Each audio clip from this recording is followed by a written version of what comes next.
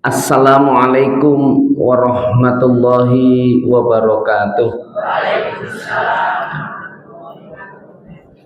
Alhamdulillah walhamdulillah summalhamdulillah. Innal hamdalillah nahmaduhu wa nasta'inuhu wa nastaghfiruhu wa na'udzu billahi min syururi anfusina wa min sayyiati a'malina. May yahdillahu fala mudhillalah wa may yudlilhu fala hadiyalah.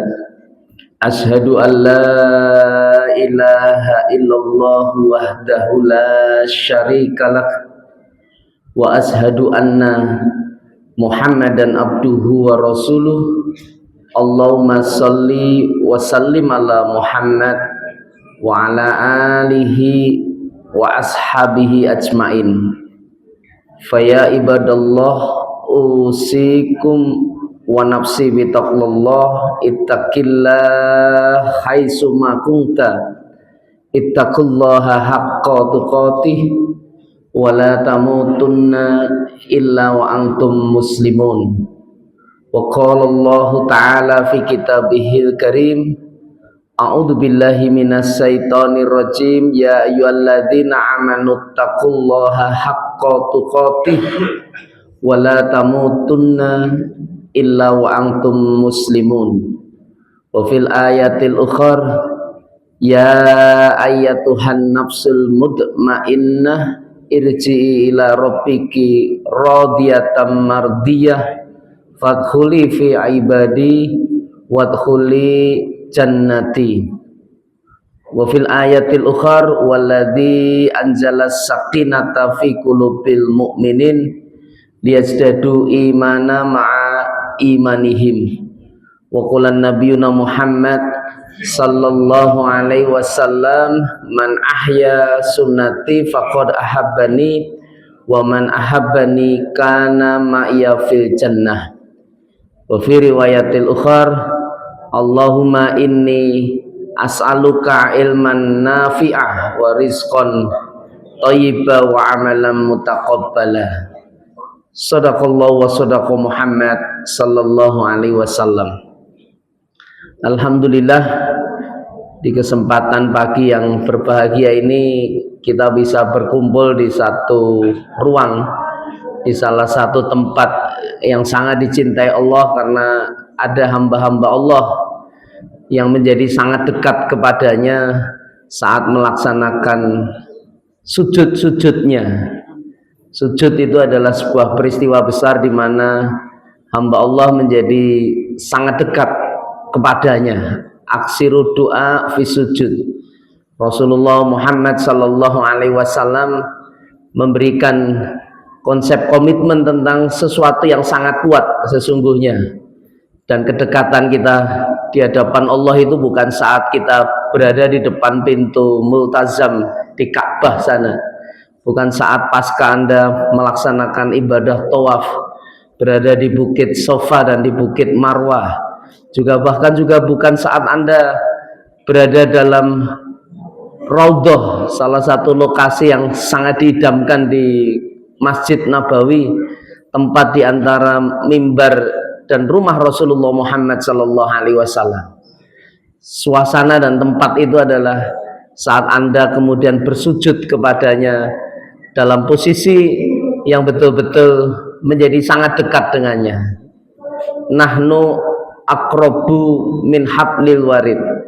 Allah Ta'ala ingin sampaikan kedekatan dia dengan manusia itu jauh lebih dekat daripada manusia itu punya urat leher masing-masing. Artinya sesuatu yang sangat dekat. Kenapa dengan sujud-sujud itu adalah meletakkan kepala, kening, yang selama ini banyak di antara kita menjadi sangat takabur, menjadi sangat sombong, menjadi sangat angkuh, menjadi sangat merasa lebih tinggi daripada yang lain atas apa yang dia pikirkan, kemampuan logika dan akal yang dia miliki. Itu betul-betul diletakkan di atas tanahnya dalam posisi yang paling rendah, lebih rendah daripada dia punya kolbu, dia punya hati. Dan inilah sebuah suasana yang sangat lekat, sehingga kemudian Allah Ta'ala ingin sampaikan wasta'inu bisobri wassolat. Solat wabil khusus sujud-sujud seseorang itu menjadi solusi besar atas semua urusan dan masalahnya. Sabar dan solatnya, sabar dan sujudnya. Rasulullah Muhammad sallallahu alaihi wasallam, innallaha wa malaikatahu yusalluna 'alan nabiyya ayyuhalladzina amanu sallu alaihi wasallimu taslima. Mengajarkan dan menuntunkan kepada kita, apabila kalian gelisah, apabila kalian cemas, apabila kalian khawatir punya masalah dan persoalan, segeralah mengambil air wudhu, menghadap ke kiblat, takbir, sholatlah 2 rakaat. Maka niscaya itu akan sangat menenangkan di antara jiwa yang ada, karena aktivitas Anda menjadi lebih dekat dengan Allah saat sujud itu membuktikan dan menginginkan sebagaimana Anda ingin sampaikan, saya menyerah betul kepada Allah, saya pasrah betul, saya tidak berdaya betul, ya Allah, Engkaulah zat sang kuasa itu, Engkaulah pemilik segala sesuatu yang menentukan atas apapun yang nanti akan terjadi dalam kehidupan kami dalam genggaman-Mu, dan Kau maha mengetahui, bahkan pengetahuan-Mu itu sangat detail. Daun-daun yang jatuh di permukaan bumi ini semua Allah tahu, apalagi apa yang terjadi atas diri kita. Allah sangat tahu. Wa malid dzolimina lil abid, dan Allah Ta'ala tidak pernah mendolimi hambanya. Kadang-kadang pesan sayangnya yang sering tidak kita pahamkan, karena kurikulum Allah itu memang Allah buat dalam rangka mengokohkan dan menguatkan hamba-hambanya yang Dia pilih, Dia cintai. Bukankah siapa yang dicintai abtalahum, Allah Ta'ala akan uji dengan ujian. Dan memang betul, setiap periode ketika kita ingin meningkatkan kualitas diri kita, pasti kita akan disodorkan ujian-ujian dalam bentuk kertas-kertas kadang-kadang, atau ujian-ujian dalam bentuk wawancara misalnya dan sebagainya, atau ujian-ujian dalam proses peristiwa kehidupan yang orang bisa mengetahui bagaimana dia bisa menyelesaikan masalah urusannya. Kalau dia sukses atas satu urusan, dia selesai atas satu problem dan masalah, maka sungguhnya disitulah Allah ingin tingkatkan dia punya makom. Fa idza faraqta fansab wa ila rabbika farghab. Itulah salah satu jargon yang enggak boleh lepas atas orang beriman. Apabila kalian selesai atas satu urusan, maka bersiap sesungguhnya untuk menghadapi urusan-urusan berikutnya. Karena hidup kita ini ya bagian dari urusan-urusan yang tak pernah selesai dan tak pernah tuntas. Ketuntasan kita saat ketika kita bisa menyelesaikan sebagaimana yang Allah Ta'ala kehendaki. Alladzi khalaqal mauta wal hayata liyabluwakum ayyukum ahsanu amala. Bukankah ayat Allah sudah sangat tegas dihadirkan untuk kita bahwa urusan maut al hayat, kematian dan kehidupan ini bagian dari ujian yang terus-menerus akan hadir. Dan untuk membuktikan siapa di antara kita yang ahsanu amala, siapa di antara kita yang bisa melaksanakan amal terbaik atas apa yang sesungguhnya dia terima ini, respon terbaik. Kita ini sering melakukan respon error, respon kita ini seringkali salah karena literasi kita terhadap kitab suci lemah, kedekatan kita kepada Allah Ta'ala juga kurang. Makanya yang menarik tak hanya ujian dalam bentuk kesulitan dan kesempitan, Al-Quran juga sampaikan bahwa kelapanganmu hari ini, saya minta maaf, kenikmatan yang luar biasa yang Allah Ta'ala hadirkan hari ini itu juga ujian Allah. Kalau Anda menerima nikmat, Rasulullah pun menuntunkan sebuah peristiwa yang sangat jarang kita kerjakan. Apa Ustadz? Rasulullah itu kalau happy, Rasulullah kalau senang, Rasulullah kalau bahagia, respon dia apa kira-kira? Sujud pula beliau. Jadi tak hanya ketika sulit, tetapi ketika lapang pun sujud. Kenapa sujud kira-kira? Sujud apa itu? Jangan sering sujud syukur tidak? Nah, ini menjadi tanda-tanda wajah-wajah orang yang bukan ahli syukur kira-kira. Loh, kenapa dengan sujud syukur Ustaz? Sujud syukur itu mengukuhkan betul. Karena hari ini banyak diantara kita yang tidak paham bahwa apa yang kita terima itu seringkali yang ada dalam benak kita, yang kita tanamkan sangat kuat di hati kita ini adalah kehebatan diri masing-masing. Kita merasa inilah saya, inilah hasil karya saya, inilah karena ikhtiar saya, inilah karena kepandaian saya, inilah karena itu seringkali gitu. Makanya yang muncul adalah keangkuhan, kecongkaan, ketakaburan. Kita lupa bahwa sesungguhnya ini anugerah juga Allah Subhanahu wa taala. Syukur itu bukan sekedar ucapan alhamdulillah, saudaraku.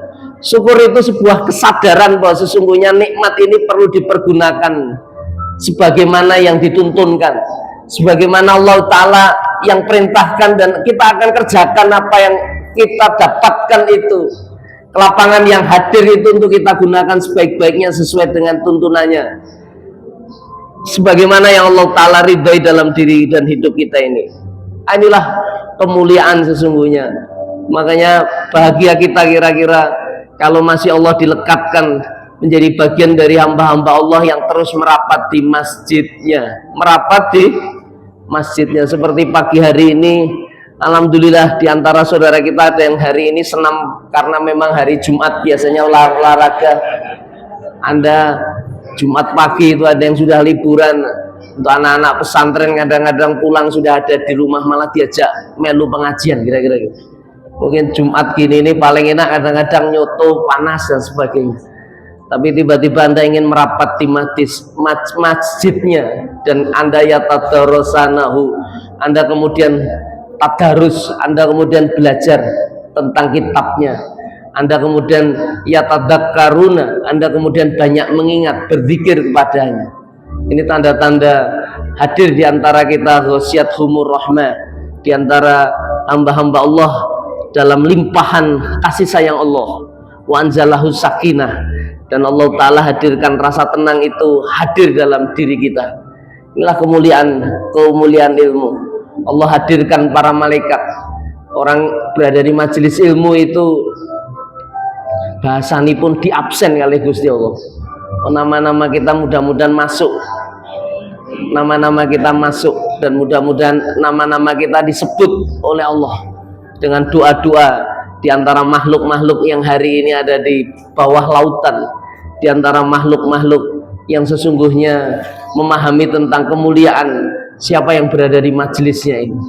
Bukankah 6.236 ayat kitab suci Al-Quran yang berkalimat-kalimat itu ada 114 surah, ada 114 surah yang hadir dalam diri kita sudah dalam kompilasi 30 juz itu. Dengan setiap juz itu dengan ukuran-ukuran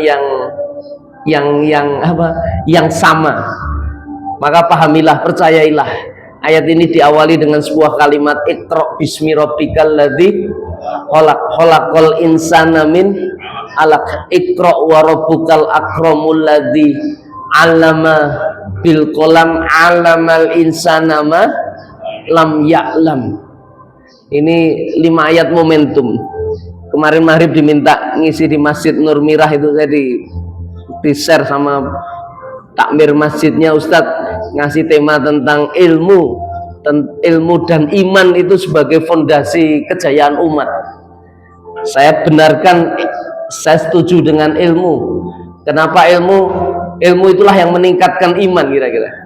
Perintah pertama kali itu urusannya dengan ilmu, bukan urusannya dengan sedekah, bukan urusannya dengan zakat, bukan urusannya dengan sholat, urusannya dengan ilmu. Loh, dari mana Ustadz tahu?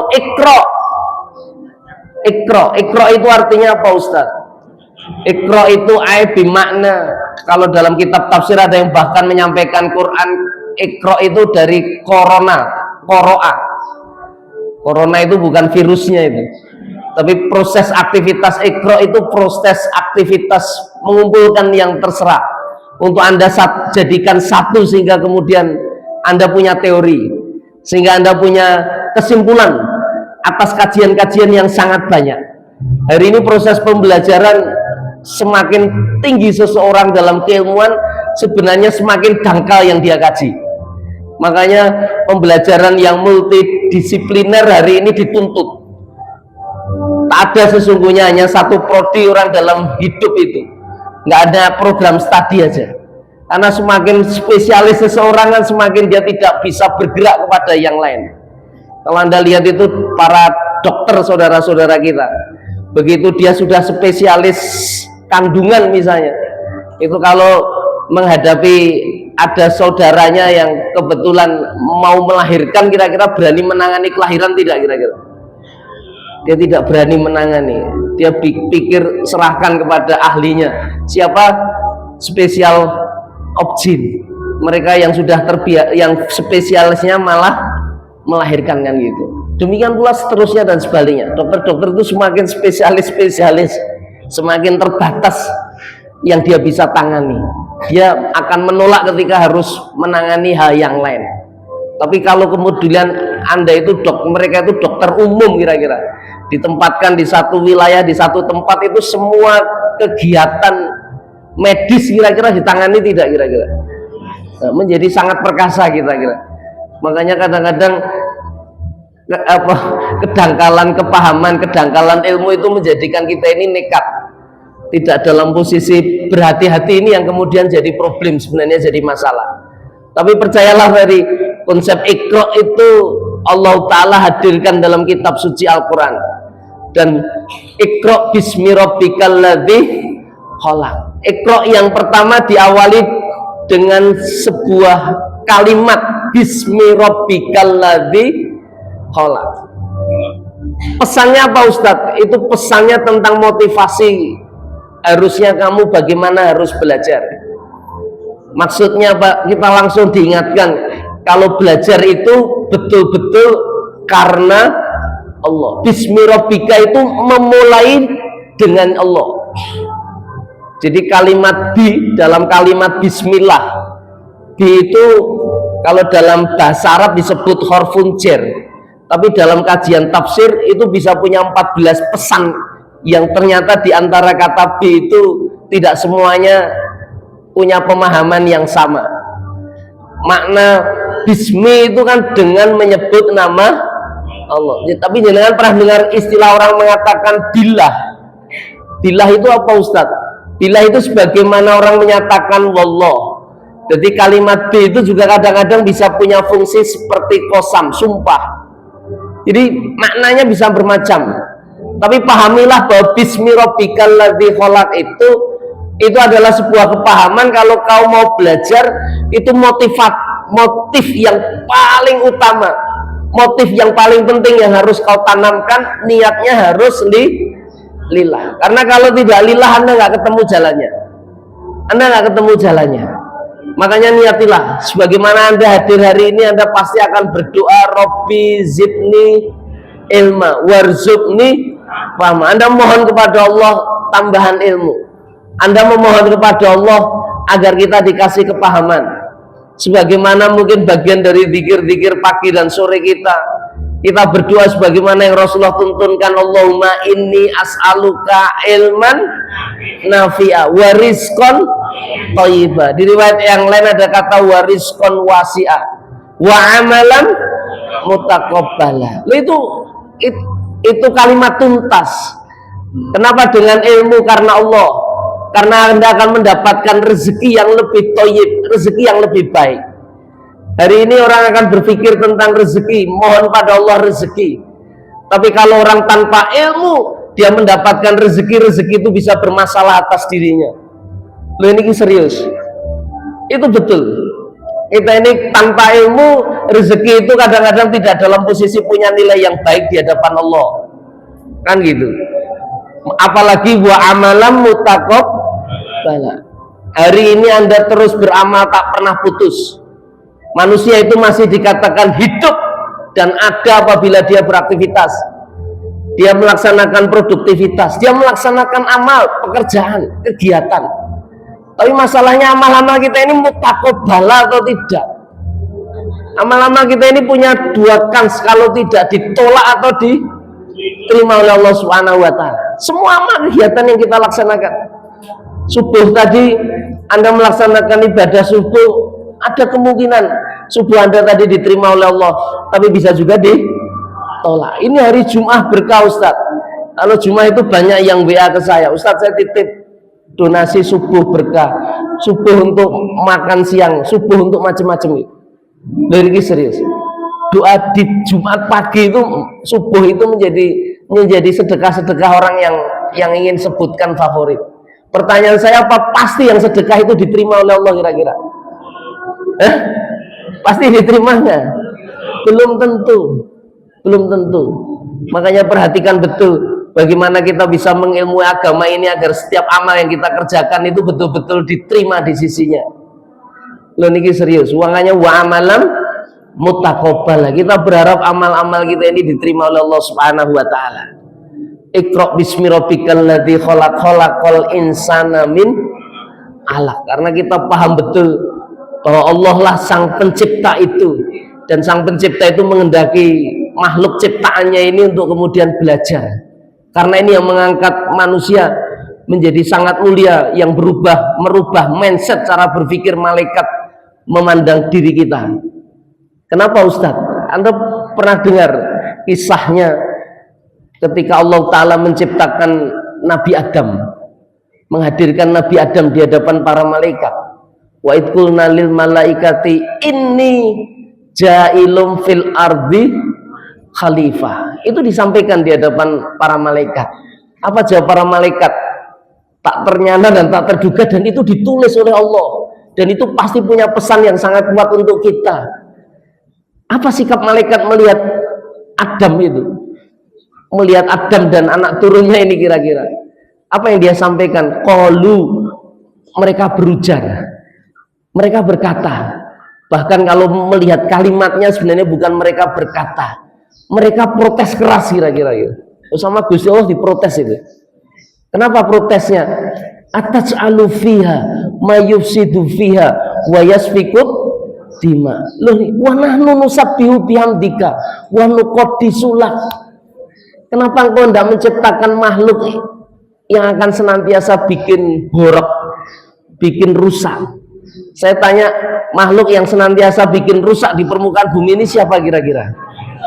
Anda menyebut diri Anda sendiri ya. Anda kan manusia. Iya apa ya? Wa yasfiku dima. Demikian pula makhluk yang senantiasa saling menumpahkan darah, saling bunuh-membunuh, saling menghilangkan nyawa di antara mereka. Peperangan seringkali terus terjadi. Hari ini di bumi Gaza, di bumi Palestina, genosida itu hanya berhenti sebagaimana jeda saja, menunggu momentum lagi dalam rangka kemudian pembantaian akan terus dilaksanakan. Loh, ini serius. Puluhan ribu di sana sudah jadi korban, masih terus terjadi, dan dunia seperti tidak punya daya melihat arogansi sebagian manusia itu menghilangkan nyawa, dan itu saudara kita yang dihilangkan nyawa, yang terancam sedemikian rupa, tapi kita tidak berdaya betul. Makanya kalau makhluk yang terus menerus paten-patenan ini sopo kira-kira, Anda pasti juga akan jawab itu saudara-saudara kita podo-podo menungso Ustaz. Begitu. Berarti kan apa yang disampaikan malaikat kan benar, dan malaikat juga sudah menyampaikan, bukankah kami ini di antara makhluk yang terus akan mensucikanmu, mengkuduskanmu. Tapi jawaban Allah itu betul-betul jawaban yang menghentikan semua kerja fikir. Itulah maka sesungguhnya ketika sudah di tangan Allah, orang paham betul dengan Allah, ojo kokian mikir gitu. Kita ini kadang-kadang abot urip itu karena kabotan mikir. Loh ini serius nih. Loh, apa yang dikatakan Allah kepada para malaikat? Ini a'lamu malah aku ki ngerti, kowe iki orang mau sekedar dulu ngerti loh, orang ngerti, kowe kira ngerti. Jadi saya ngerti sapa kira-kira? Jenengan ngerti tidak? Loh, dari mana jenengan bisa ngerti? Ya dari Allah. Itulah maka ilmu itu dari Allah betul. Dan itulah yang Allah ingin angkat. Saat kemudian Allah sampaikan dalam berita acara dalam kitab suci di awal-awal surat Al-Baqarah itu, wa 'allama adamal asma'a kullaha summa aradhum 'alal malaika faqala ambiuni bi asma'i haula'i in kuntum shadiqin. Tiba-tiba ada sebuah proses di mana Allah itu mengajarkan Adam al-asma'a kullaha. Jenengan pernah diajari Allah tidak? Ojo geleng-geleng kepala. Ayatnya ada itu. Ada Iqra wa rabbukal akram alladzi 'allama bil qalam 'allamal insana ma. Siapa yang mengajari manusia atas apa yang dia tidak tahu kira-kira? Hanya Allah.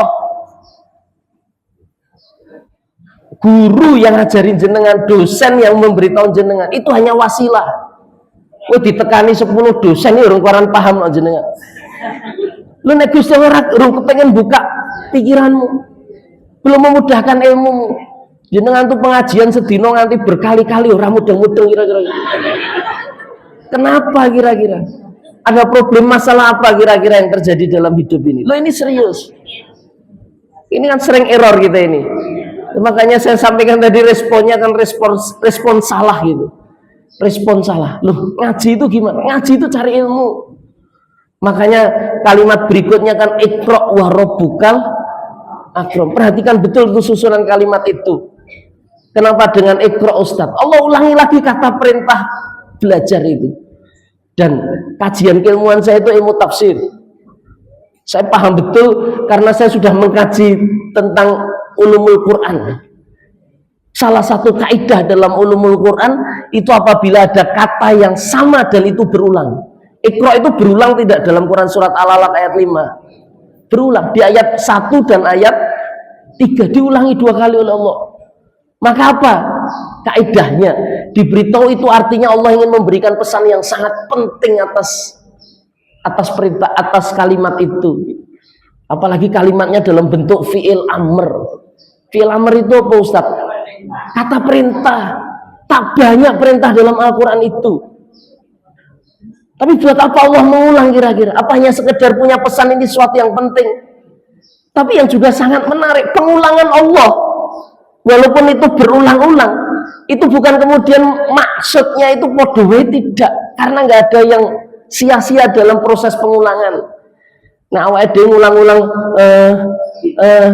itu karena ya mikirnya orang nyandak-nyandak, maka butuh jeda ketika ngomong ahnya apa kira-kira gitu. Iya apa ya? Loh itu kadang-kadang kita sering mengulang.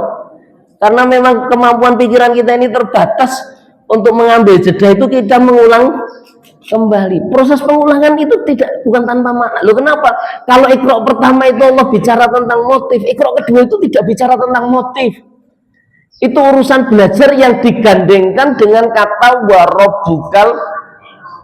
Anda paham maknanya warobukal akram dalam ayat ketiga yang disambungkan dengan kata Iqra itu. Wawu di situ apa Ustaz? Wawu itu dalam bahasa Arab disebut huruful athaf. Itu kata sambung. Tahu kata sambung? Kata sambung itu menyambungkan sesuatu yang statusnya setara. Kuwi ono Mas Budi, ono Mas Eko. Ketika saya menyambung dua Mas tadi dengan kalimat apa kira-kira? Dan Mas Budi dan setara nggak Mas Budi sama Mas Eko? Setara, podo-podo mas-mas. Kalau Mas Budi dan Mbak Siti setara tidak? Ojo ngomong tidak. Itu ada Mas Budi, Mbak Rini kira-kira, Mbak Siti. Boleh nggak saya sebut dengan dan? Boleh. Berarti setara, sama-sama menungso. Di masjid itu ada Mas Budi karo tikus kira-kira. Boleh nggak saya menyebut buah kira-kira? Hah? Boleh nggak? Boleh juga. Podo-podo makhluknya Gusti dan makhluk urip kira-kira gitu. Nah itu konsep kesetaraan itu karena kita ingin mengambil sebuah kepentingan dua hal yang ingin kita bicarakan bersamaan. Termasuk ketika Al-Quran mengatakan bacalah, kenapa tiba-tiba Allah menyatarakan dengan kalimat Rabbukal Akram? Apa makna kata Rabbukal Akram? Halo? Tuhanmu yang Al-Akram. Akram itu apa? Bedanya dengan Karim apa? Kenapa Akram bukan Karim? Halo? Ustadznya kok kan tekok nih. Apa maknanya? Kenapa kok bukan Karim? Kenapa kok penggunaannya Akram? Akram itu artinya apa tuh? Hah? Itu namanya ismu tafdil, superlatif. Akram itu menunjukkan yang paling mulia. Kalau yang paling mulia ada yang lebih mulia dari dia enggak kira-kira? Tuhanmu itu mulia tidak? Semulia apa kira-kira? Oh, sangat mulia, maha mulia. Itu pesan akram. Loh, pesannya apa kira-kira menyambungkan dengan kata ikra? Kamu sebenarnya ingin diberitahu, bacalah maka kamu akan mendapatkan kemuliaan sebagaimana kemuliaan dalam ukuran dan standarnya. Makanya menjadi orang alim itu mulia tidak? Menjadi orang alim itu mulia tidak? Makanya kalau cari menantu sing alim soleh. Alim ini ku nopo? Oh, ahli ilmu. Bentuknya mufrad tunggal. Kalau jamak penyebutannya ulama. Tahu ulama? Itu ada namanya majelis. Ini rungkaruan do alim itu.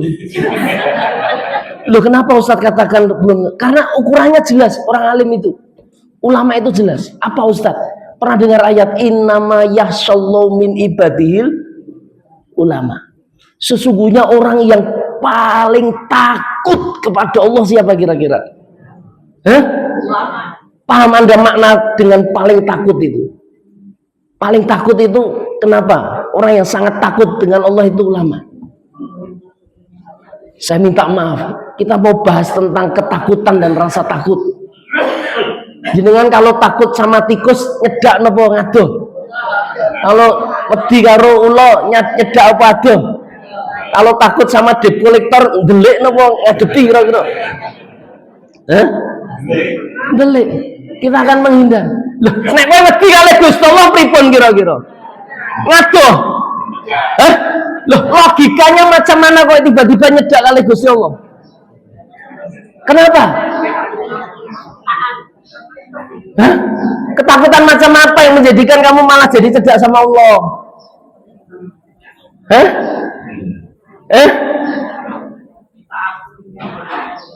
Karena kepahamanmu yang benar tentang hakikatnya.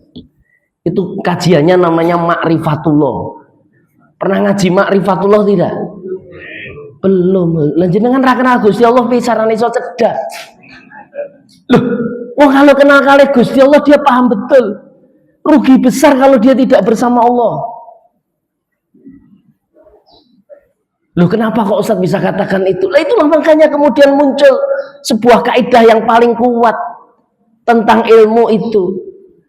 Wa idza tuliyat alaihim ayatihi zadathum iman. Kalau kamu berusaha betul untuk membaca betul itu semua ayat-ayat Allah, mengkaji itu semua tanda-tanda kekuasaan dan kebesarannya, artinya semakin mengkaji dan mendalami ilmu, saya minta maaf, bertambah iman nggak kira-kira? Teorinya gitu. Habis pengajian gue sing tambah imane, orang mungkin sekedar tambah konco. Lu niku saestu tambah kenalan, tambah iso ngisi status sing akeh. Aku mau pengajian yang Masjid Nurul Huda lho kadang-kadang. Ya apa ya kira-kira? Tambah iman. Apa itu iman, Ustaz? Iman itu apa?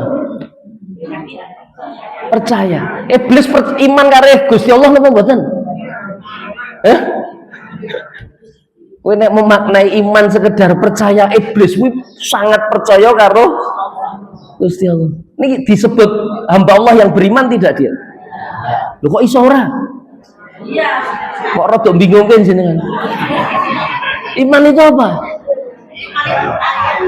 Apa sekedar percaya? Loh, orang-orang kafir jahiliyah itu do percaya kali Gusti Allah enggak? Mereka ditanya siapa yang menciptakan langit dan bumi, mereka mengatakan Allah. Tapi kenapa disebut kufur, disebut kafir kira-kira? Kenapa tidak tergolong orang-orang beriman? Iman itu apa tuh?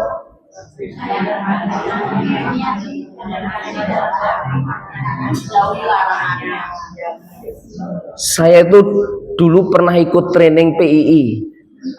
Apa itu Ustaz? Pelajar Islam Indonesia waktu kelas 3 SMP.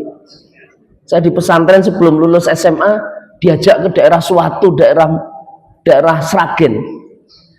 Itu se-Jawa Tengah itu dikumpulkan. Tapi PI waktu itu jadi kelompok anak-anak nakal karena rangakoni aja tunggal kira-kira gitu. Lu itu periode saya tuh sejak kecil wis tahu urusan yang kejaksaan barang nih. Lu niku saya tuh dipanggil karena ngadakan training di kampung Batik Lawian sampai 200-an orang. Sing melu rekoso dari Pak almarhum Pak Haji Sulaiman itu. Makanya waktu itu istrinya sempat rodok nesu arah aku, kowe ngeneke kegiatan kok yo. Ah, diseret itu sampai anu. Kemudian Pak Umar Bazazin, dokter gigi itu, karena dulu kan kami di kampung Batik Lawian kan cukup besar itu. Mungkin ada itu betul training-training itu kami laksanakan. Dan hari ini memang banyak alhamdulillah hamba-hamba Allah yang di PI ini aktivitas kegiatannya masih ada dan masih hadir. Waktu itu yang training saya itu Allah Yaram sudah meninggal 4 bulan yang lalu. Saya dapat kabar saya itu begitu diangkatkan seorang guru jadi ingat, mudah-mudahan jadi jariah beliau. Namanya Mas Khairul. Mas Khairul itu backgroundnya bukan anak pesantren, dia orang umum, ambilnya di Undip. Serius ini, dia nggak pernah belajar dalam konsep agama, tapi menarik ketika membawakan sebuah lokal. Itu ada anak SMP dari background santri, ada yang dari umum, itu diajak diskusi, termasuk ketika bicara iman. Saya masih ingat itu karena konsep yang kemudian dihadirkan itu sangat nyata atas diri kita, apa yang dimaknai iman itu. Hari ini mungkin saya di pesantren ya imanku ya percaya saja sama Allah, tapi percaya itu membawa dampak nggak atas keimanan yang kamu miliki. Karena kowe iki tak percaya ning kurung adan ya ijik males. Ya apa ya kira-kira? Loh, itu saestu. Lah, apa fungsi nilai kepercayaan yang kemudian Allah Ta'ala hadirkan itu? Kepahaman kepercayaan macam mana yang kemudian menimbulkan itu? Apa makna iman? Waktu itu saya ditanya, Mas Iqbal, kowe ngerti bahasa Arab iman itu apa? Itu kalau dalam bahasa Arab dari kata amana amina. Lu pesannya apa itu tentang kalimat itu? Jenengan pernah dengar ayat alladzi at'amahum min ju' wa amanahum apa makna amanahum min khauf? Apa makna aman? Aman itu apa? Aman min khauf apa? Quran surat li'ila fi Quraisyin. Pernah merasa aman jenengan? Kalimat bahasa Indonesia aman itu diambil dari kata iman ini. Aman dari apa? Rasa takut. Rasa takut. Saya minta maaf. Di meja saat itu di kelas itu kuat-kuat. Tidak seperti meja-meja hari ini kira-kira. Tapi serius ini. Itu dia ngatakan kalau kita berdiri di atas meja seperti ini berani nggak kira-kira? Anak-anak usia SMP SMA waktu itu diajak ngadeg neng atas meja, wani napa mboten kira-kira? Kenapa berani kira-kira? Karena nggak ada problem ketika dia berdiri di atas meja, mejanya kuat. Andaikan dia jatuh bahkan meloncat pun masih berani. Tapi jangan coba-coba jenengan mencolot-colot meja. Apalagi pun sepuh-sepuh melakukan nganggo teken. Saniki pun linggo teng kursi niku bahaya niku kira-kira. Bahaya itu. Loh kenapa Ustaz? Loh niki saestu. Tapi bagi orang tertentu aman nggak dia? Aman, dia berani itu karena merasa aman. Tapi kalau naik di wunggungan yang tingginya 5 meter itu kira-kira, terus meloncat berani nggak kira-kira? Oh, sudah akan ada yang berpikir, ini urusannya bukan sekedar berani tidak berani Ustaz. Keamanannya gimana kira-kira? Ya Pak ya? Oh bisa patah tulang malah rekoso. Tapi kemudian kalau di bawahnya itu dikasih matras, dikasih kasur sing iso mentul-mentul mencolot itu iso nyenengke banget, itu wani nggak kira-kira? Wani. Bahkan jangankan anak-anak muda, itu ibu-ibu mungkin ya malah seneng karena masa kecilnya kurang bahagia kira-kira gitu. Loh apa ya? Orang akan loncat-loncat dan merasa aman. Kenapa merasa aman? Ya nyaman, nggak ada resiko.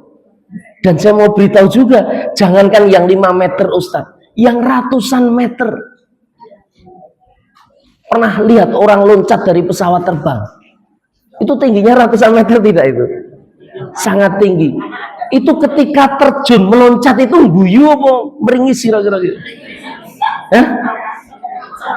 Loh, kalau orang sudah berulang-ulang dia masih senang. Kenapa senang? Ya karena merasa aman, karena dia nggawa ransel, yang jelas dudu ransel sekolah nih. Ransel apa? Parasut.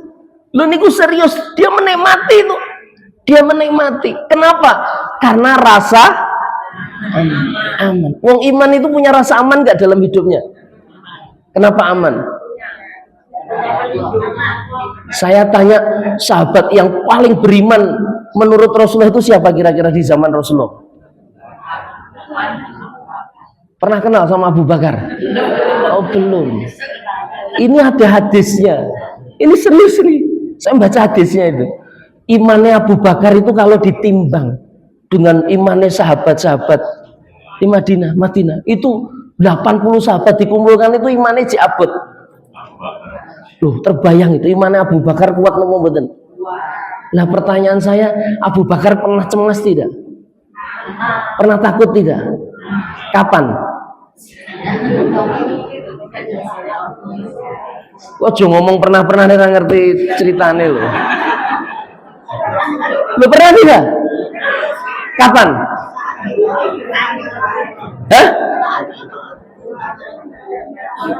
Dia nggak nemani di Taif itu Ali bin Abi Thalib. Di mana? Di Gua Sur.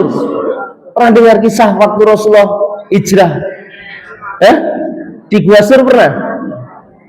Kenapa Abu Bakar takut? Kenapa Abu Bakar khawatir? Karena Rasulullah itu jadi target pembunuhan. Jadi yang dibunuh itu bukan Abu Bakar, yang dibunuh itu itu Rasulullah. Nah dia diajak Rasulullah itu ya ikhtiarnya bagaimana melindungi. Kalau hanya sekedar dirinya dia nggak ada khawatir, nggak ada takutnya. Bahkan kematian itu bahkan kemudian diidamkan. Tapi masalahnya kan dia diajak Rasulullah, yang artinya dia harus memastikan Rasulullah ini yang harus sampai ke kota Madinah.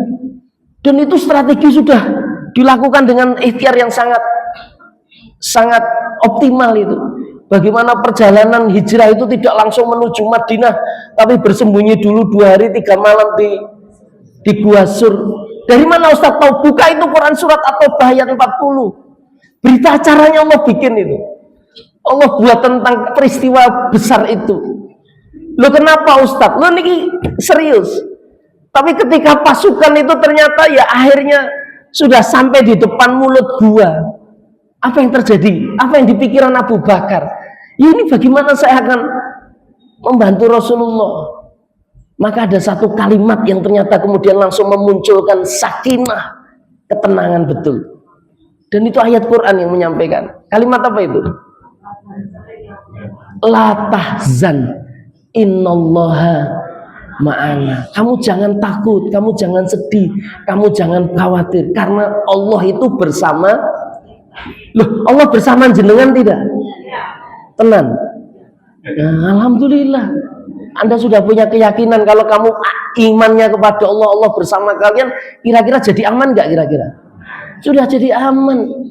Apalagi yang mau dikhawatirkan? Nah, rasa aman itulah yang kemudian memunculkan pertolongan Allah dengan turunnya pasukannya dalam bentuk laba-laba yang membuat sarang. Tiba-tiba ada burung yang ngengkermi di depan gua, sehingga kemudian orang mau melangkahkan kaki masuk itu jadi berhenti, karena nggak mungkin di dalam itu ada orang. Itu cara Allah menurunkan pertolongan.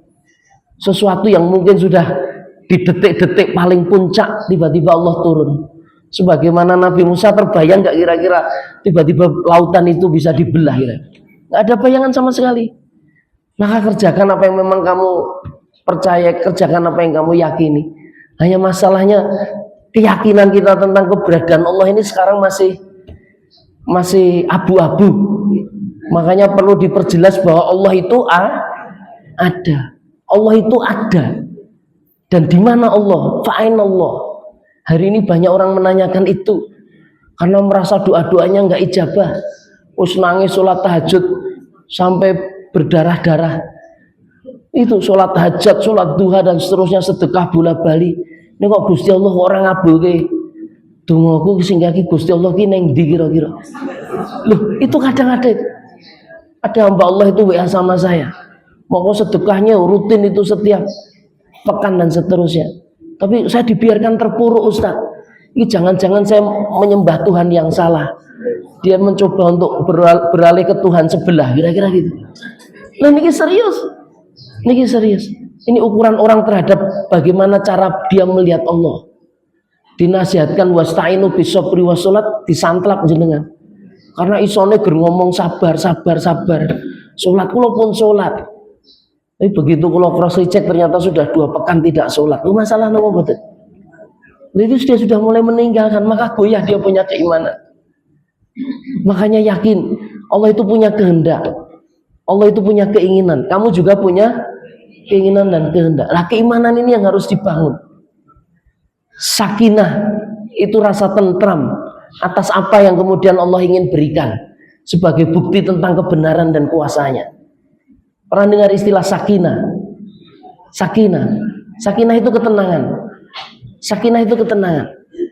Saya punya mahasiswi di STIK itu mengambil skripsi judulnya kebahagiaan dalam Al-Quran. Dia menampilkan Quran surat An-Nahl ayat 97 tentang iman amal soleh itu akan melahirkan hayatan toyibah. Wong bahagia itu hidupnya toyib. Toyib ini tuh apa? Baik-baik. Pasti insya Allah bahagia ketika ada iman kalih amal. Nah iman itu yang bagaimana, saya tanya gitu. Akhirnya dia kulik tentang konsep iman. Dan ketemunya iman itu ya yang paling dominan atas iman itu yang disebut dengan sakinah itu. Loh kenapa? Wa idza tuliyat alaihim ayatihi zadathum iman. Waladzi anzala sakinata fi qulubil mu'minin liyazdadu imana ma'a imanihim. Semakin tinggi imanmu, kamu semakin damai tidak kira-kira? Semakin tenang tidak? Sing tenang nopo nih? Ati nopo pikirane?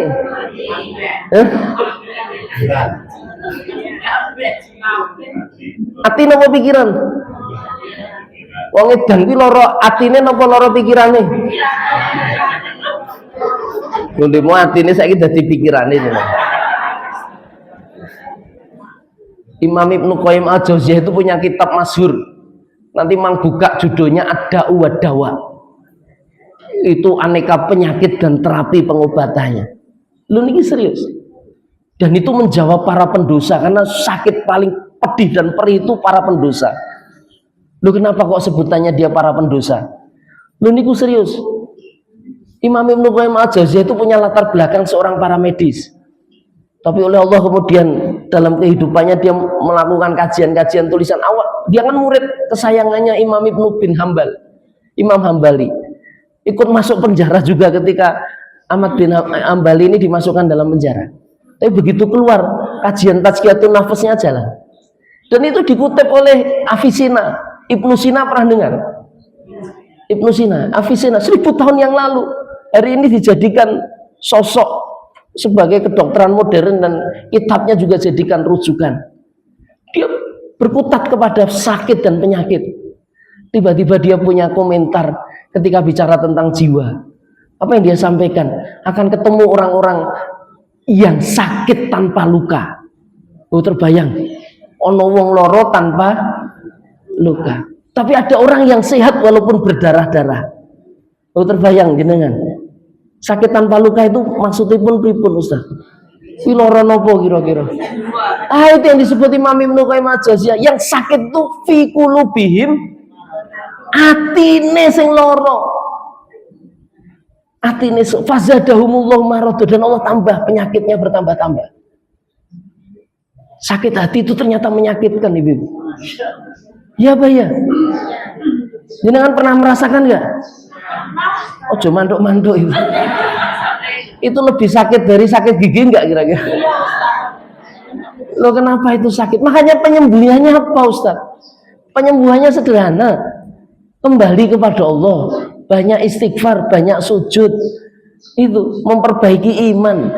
Kumpul dengan wong-wong kang soleh. Lho niku gitu. Tombo hati ku yo ono. Mang lagu nyanyi piyambak-piyambak niku. Maca Quran. Ini bagian dari wirid dzikir untuk lebih mengenal Allah. Itu sakinah kamu pasti akan dapatkan kalau kamu punya pemahaman yang benar tentang agama. Makanya majelis ilmu itu diturunkan sakinah, tenang, nyaman. Masuk di majelis ilmu kan rasanya damai dan tenang. Ya Pak ya? Senang apa betul? Saya boleh tanya ini? Siapa yang pagi ini hidupnya sangat bahagia, coba angkat tangan. Alhamdulillah, banyak, barakallah. Semua, alhamdulillah, insya Allah semua mewakili. Yang tidak bahagia, orang wani angkat tangan. Tapi saya bisa melihat tadi yang angkat tangan dan tidak angkat tangan sama sekali. Dan saya mau beritahu yang tidak angkat tangan sama sekali ini orang rapatek ceton ini. Karena bahagia tidak, ya apa ya kira-kira? Loh kenapa Ustadz dengan kebahagiaan itu? Loh ini serius, kuduna di majelis ilmu itu bahagia.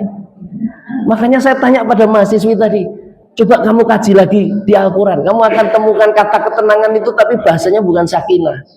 Apa? Mutmainah. Pernah dengar istilah mutmainah? Ada bu mutmainah di sini. Apa bedanya antara mutmainah dengan sakinah? Halo? Kalau ditugaskan di jamaah rah dikerjake itu kadang-kadang. Tapi karena mahasiswi, ya dia harus cari gimana caranya Ustadz. Kamu cari ayat-ayat tentang sakinah, kau cari ayat-ayat tentang mutmainah. Itu dipilah, buka kitab-kitab tafsirnya sehingga kamu akan ketemu apa makna sakinah dan apa mutmainah. Ternyata itu sama-sama ketenangan, tapi proses mendapatkannya beda. Bedanya gimana Ustadz? Kalau sakinah itu Allah yang punya peran besar. Sehingga naik pengajian itu saya percaya betul banyak orang yang ngambil setan senden. Kenapa? Karena tenang, terus iso turu. Makanya saya nggak pernah bisa marah kalau ada pengajian tidur. Karena saking tenangnya itu terus turu. Ya apa iya kira-kira? Orang kalau nggak tenang, orang sakit gila, orang sakit jiwa dikira obat apa kira-kira? Turu. Bisa jadi nggak bisa marah itu kenapa? Bisa jadi 2-3 hari ini nggak bisa tidur beliau. Makanya tidur di sini ya berkah oleh Allah. Nggak semua orang bisa tidur. Maaf beruntung wong sidik-sidik turu. Rasa minum obatnya wis ngantukan ya kadang-kadang. Loh, itu sakinah. Sakinah itu karena pemberian Allah sifatnya jadi temporer. Kadang-kadang bisa hilang. Hari ini bisa tenang. Ini begitu metu jenengan lihat statusnya konco, komentari menteri nesu-nesu jenengan. Loh, itu ketemu pirang perkara kira-kira. Loh niku saestu. Orang kalau menikah doanya apa? Sakinah. Itu sampai berapa tahun dia bahagia kira-kira sakinah itu. Loh, itu bisa akhirnya mereka bertengkar sampai ke Yamsaren pengadilan agama itu. Begitu ditok-tok itu ternyata sudah cukur. Mongko sak durunge nikah kuwi bahagia betul, bikin status neng di undang sampai 1000 tamu dan seterusnya 7 hari 7 malam. Tapi begitu cerai itu sudah cukur. Loh kenapa? Begitu kita kulik kenapa? Lah dulu waktu nikah awal itu ya memang man tazawwaj faqad istamala nisfal iman. Niku pasangan betul Ustadz yang menyatukan saya dengan yang bersangkutan sehingga iman saya menjadi utuh. Ayat-ayatnya Gusti Allah. Jenengan nek iso bertahan kuwi ayat-ayatnya Gusti Allah. Itu pasangan jenengan itu makhluk yang paling sempurna yang dihadirkan untuk kalian. Gak perlu dicacat. Kekurangannya adalah kekuatan jenengan. Gini apa nggih? Loh itu kalau Anda pahami sebagai ayat-ayat Allah. Tapi kenapa kok terus cerai jadi sujud syukur? Talak khuluk itu ada dalam Islam. Menceraikan dari suami khuluk itu gugat cerai itu ada muncul dalam Quran. Kenapa Ustadz gugat cerai itu ada? Saya minta maaf karena kadang-kadang itu ayat-ayat Allah itu bisa berubah jadi ayat-ayat setan. Pernah merasa pasangan jadi ayat-ayat setan pernah enggak kira-kira? Oh, yang guyu. Anda jadi marah-marah lihat pasangan. Wedok pasangannya ayune koyo ngono kok pandangannya koyo mak lampir itu ketemu pirang perkara kira-kira. Lho niku saestu niku. Saya pernah dipraduli orang sampai cerai betul loh. Dia mengukuhkan bertahan sampai nanti saya kalau anak saya sudah saya nikahan sudah 35 tahun sampai nikah ke anaknya berhabis nikah ke anaknya kabeh itu terus cerai loh. Mereka sudah pisah batinnya walaupun fisiknya masih bersatu. Itu karena nggak bisa melihat ini bagian dari ayat Allah, anugerah Allah, tapi jadi bencana. Jadi bencana, jadi menyusahkan betul itu. Hidup seperti ini sangat tersiksa. Makanya jangan hanya sekedar menunggu sakinah. Anda bisa ciptakan bahagia itu. Apa Ustadz? Itulah maka muncul istilah Nah mutmainah itu apa Ustadz? Mutmainah itu tema besarnya ala bidzikrillahi. Sesungguhnya orang yang banyak mengingat Allah hatinya tenang tidak? Bahagia tidak? bahagia. Makanya mutmainah itu ternyata kebahagiaan itu bisa kalian hadirkan, kalian bisa ciptakan, kalian itu bisa menciptakan ketenangan, kebahagiaan. Gak ngomong kira-kira. Lu dari mana Ustaz tahu? Ya Tuhan nafsul, wahai jiwa-jiwa yang tenang. Syaratnya apa? Irji ila rabbiki radiyatan mardiyah. Semua masalah itu pandang bagian dari Allah dan akan kembali kepada itu. Kalimat-kalimat yang diajarkan, kalimat thayyibah namanya istirja. Innalillahi, semua ini dari Allah kembalinya ke itu. Kalimat yang menenangkan gak kira-kira? Karena kamu banyak ingat sama Allah. Siapa yang bisa mengucapkan kalimat itu? Kata Quran di Al-Baqarah 155, 156, 157, wa basiris, hanya orang sabar yang mampu berkata seperti itu. Orang sabar itu bahagia tidak? Tenang tidak? Tenang. Sabar niku napa to Ustaz? Lawane sabar napa? Ampun tidak sabar. Kemerungsung. Loh kenapa? Karena sabar itu urusannya dengan proses. Jaza itu tidak berkeluh kesah. Ngerti wong kemerungsung? Kemerungsung itu emosinan apa betul? Wong kemerungsung itu gelisah tidak? Wong kemerungsung itu cemas tidak? Jenengan sering kemerungsung? Sabaro. Loh Rasulullah itu pernah menegur sahabat untuk mengulang sholat sampai 3 kali. Ketika sahabat itu gagal paham, salah sholatku apa? Kata Rasulullah, sholatmu kuwi ora tumak ninah niku napa? Kenapa sholat bisa tenang? Kenapa sholat bisa tenang? Wa hakimi sholat lidzikri, karena wong sholat kuwi kelingan Gusti. Di hadapanmu ada makanan enak, tiba-tiba dengar suara panggilan azan sholat. Jenengan dahar dulu apa sholat dulu? Sak jamaah beda nih. Sunahnya Rasulullah apa? Langsung makan. Kenapa makan kira-kira? Karena lebih baik jenengan makan kelingan sholat daripada sholat.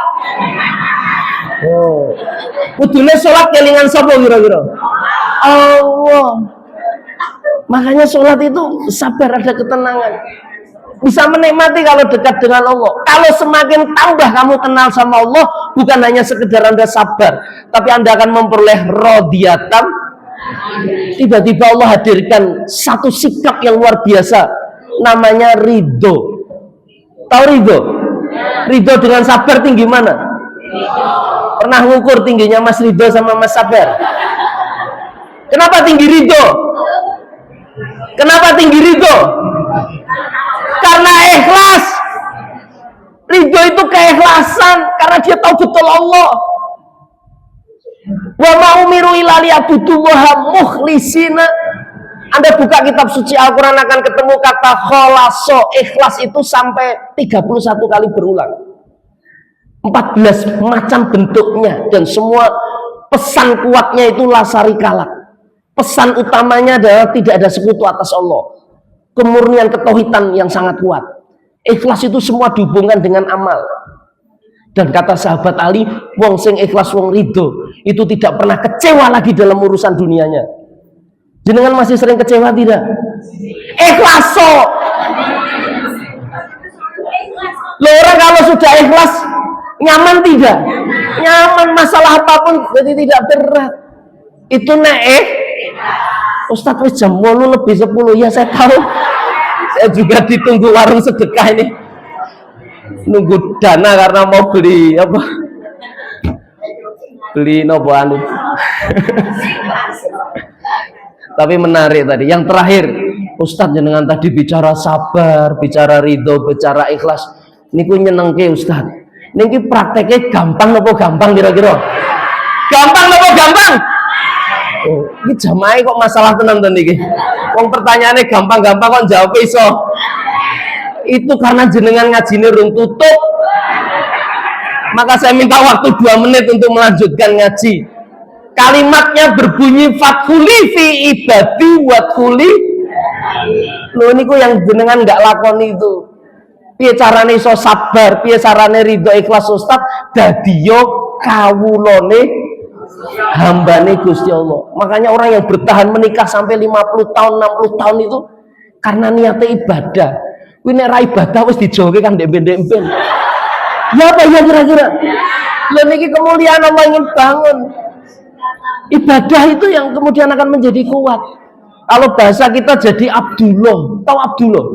Hambane kalimat paling tinggi Nabi Muhammad itu penyebutan Quran surat Al-Isra ayat 1, subhanalladzi asra bi'ab. Itu saat Allah ingin mengangkat sampai Sidratul Muntaha itu penyebutan ini hambanya.